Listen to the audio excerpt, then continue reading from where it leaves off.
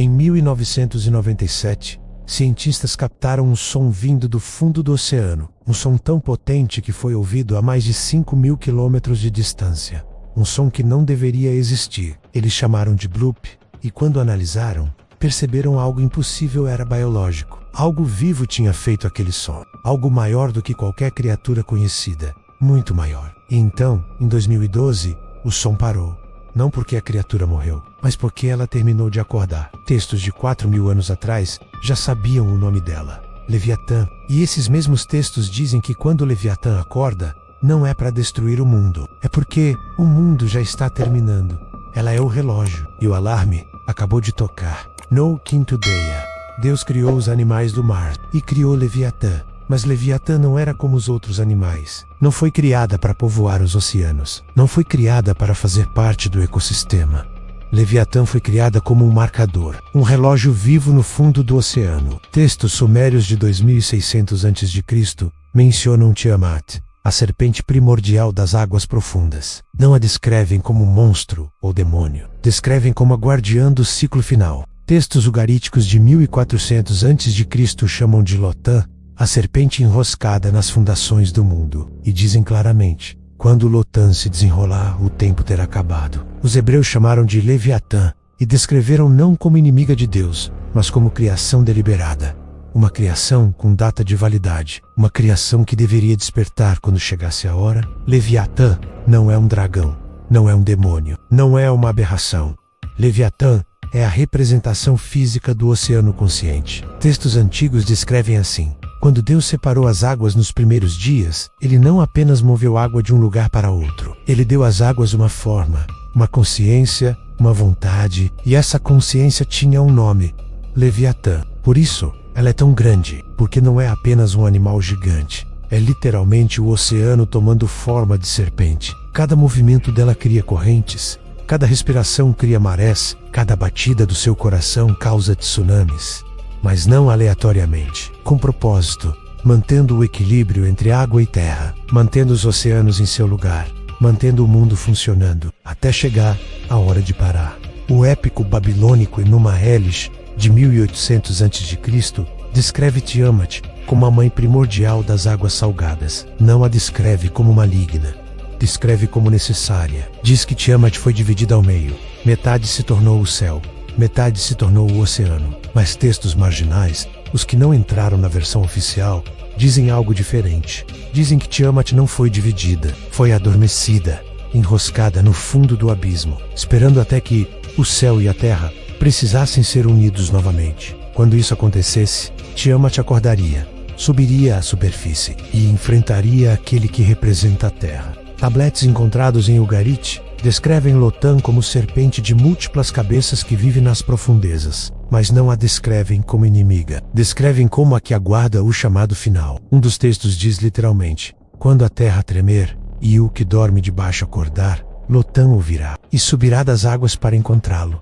Encontrá-lo, não destruí-lo, não atacá-lo. Encontrá-lo como se fosse um encontro marcado, como se ambos soubessem que esse momento ia chegar. Jó 41 descreve Leviatã em detalhes perturbadores. Seu corpo é como escudos de bronze fundidos. Suas escamas são tão próximas que o ar não passa entre elas.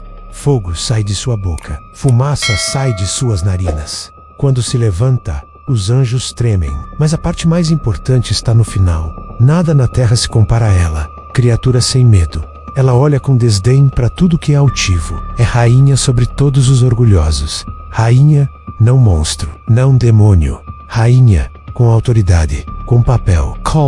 O Salmo 74 diz que Deus dividiu o mar com seu poder, quebrou as cabeças dos monstros das águas, esmagou as cabeças de Leviatã. Mas textos rabínicos posteriores explicam que esmagar não significa matar, significa conter, controlar, manter adormecida. Porque se Deus tivesse matado Leviatã, os oceanos teriam saído de controle. As águas teriam engolido a terra. Leviatã precisa estar viva para manter o equilíbrio, mas adormecida para não quebrar o equilíbrio cedo demais. O Talmud babilônico, escrito entre 200 e 500 depois de Cristo, deixa claro: Leviatã não é vilã, é participante necessária. O Talmud diz que no fim dos dias, Deus vai promover um banquete, e nesse banquete, Leviatã será servida aos justos. Mas antes disso, Leviatã e Behemoth vão lutar. Não lutar por maldade. Não lutar por raiva. Lutar porque essa é a função deles. Lutar porque água e terra precisam se chocar uma última vez antes do fim. O texto diz: Leviatã representa as águas primordiais.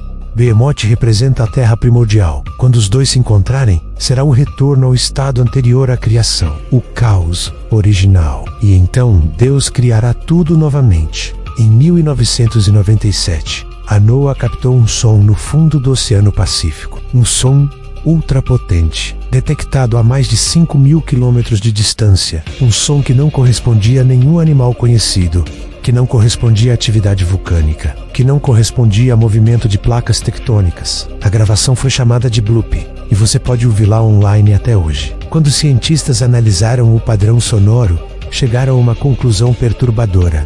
O som tinha assinatura biológica. Significava que foi produzido por algo vivo, algo que respirou fundo e exalou. Mas para produzir um som daquela magnitude, para que fosse ouvido a milhares de quilômetros, a criatura teria que ser maior que qualquer coisa conhecida, muito maior. Os cientistas estimaram que para produzir o bloop, a criatura teria que ter no mínimo 100 metros de comprimento. Mas o padrão sonoro sugeria algo muito maior, quilômetros. E aqui está o detalhe que ninguém fala. O bloop não foi captado uma vez só. Foi captado múltiplas vezes entre 1997 e 2012. Cada vez mais frequente, cada vez mais alto, cada vez mais próximo da superfície. E então, parou. Não porque a criatura morreu. Não porque era falha técnica. Porque ela terminou de acordar. Leviatã não estava fazendo aquele som aleatoriamente. Estava respirando enquanto acordava. E quando acordou completamente, o som parou. Porque agora ela está consciente. Desde 2000 do oceano, em que o bloop parou, coisas estranhas estão acontecendo nos oceanos. A corrente do Golfo, que mantém o clima da Europa estável, há milênios está desacelerando. Cientistas culpam mudança climática, mas não explicam por que a desaceleração começou exatamente em 2012. Por que seguiu um padrão que não corresponde aos modelos climáticos? Por que parece haver algo interferindo deliberadamente no fluxo? Terremotos submarinos aumentaram 340% desde 2012, mas não em zonas de placas tectônicas conhecidas, em regiões aleatórias. Regiões que não deveriam ter atividade sísmica. Como se algo imenso estivesse se movendo debaixo d'água, batendo contra o fundo oceânico testando. Baleias, golfinhos, tubarões, todos estão migrando para regiões que nunca frequentaram antes, fugindo de algo. Cientistas dizem que é mudança na temperatura da água, mas os padrões de migração são circulares. Como se os animais estivessem contornando algo, evitando algo. Algo grande demais para ser evitado por muito tempo. Textos antigos são claros sobre uma coisa. Leviatã não acorda sozinha. Ela acorda porque sente. Sente quando Behemoth começa a se mover debaixo da terra. Sente quando as montanhas começam a tremer. Sente quando a terra começa a rachar. Porque Leviatã e Behemoth são opostos complementares. Água e terra. Caos líquido e caos sólido. E quando um acorda, o outro é chamado. Não por voz, não por som, por algo mais profundo, por uma conexão que existe desde o 5º e 6º dia da criação. O Talmud descreve assim: Leviatã e Behemoth foram criados como par, um no mar, um na terra, separados para manter o equilíbrio, mas destinados a se encontrar quando o equilíbrio não for mais necessário. E esse momento está chegando, porque Leviatã já acordou, e Behemoth está se mexendo.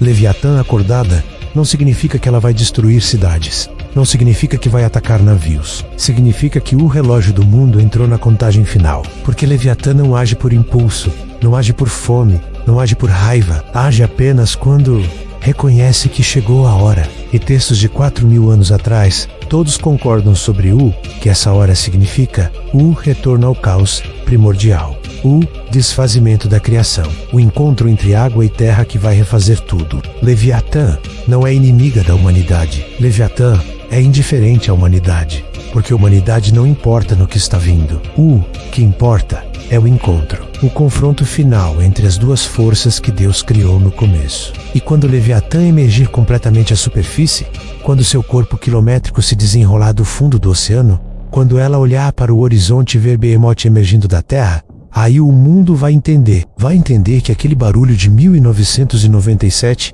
não era aleatório. Era um despertador, e o alarme já tocou. Leviatã não está vindo destruir, está vindo cumprir sua função.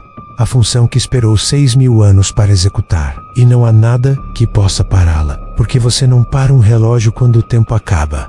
Você apenas observa os ponteiros pararem. E Leviatã é o ponteiro que está se movendo agora. Lenta, inevitável, perfeitamente no horário. Behemoth vai sentir, vai responder, e então você vai entender por que eles foram criados.